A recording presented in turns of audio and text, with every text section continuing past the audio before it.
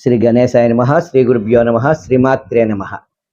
మనం ఈరోజు ఆంజనేయ స్వామి మంత్రం తెలుసుకుందాం. ఏ మంత్రమైనా సిద్ధించాలంటే సాధన మీద శ్రద్ధ ఉండాలి.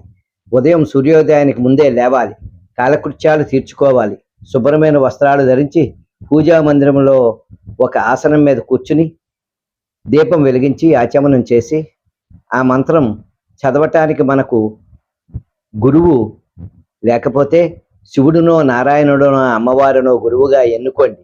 ఆ మంత్రం కాగితం మీద వ్రాసి మీరు ఎన్నుకున్న దేవుడి దగ్గర పెట్టి మిమ్మల్ని గురువుగా ఎన్నుకుని ఈ మంత్రం సాధన చేస్తున్నాను అని చెప్పుకుని గురు శ్లోకం గణేశ శ్లోకం చెప్పుకుని శ్రీ ఆంజనేయ అనుగ్రహ సిద్ధ్యర్థం అనుకుని మధ్యలో ఎవరితోనూ మాట్లాడకుండా మీకు ఉన్న సమయాన్ని బట్టి ఆ మంత్రాన్ని 108, 300, 600, 1000 దీనిలో ఏదో ఒక సంఖ్యను ఎన్నుకుని అదే సంఖ్యను ప్రతిరోజు చేయాలి.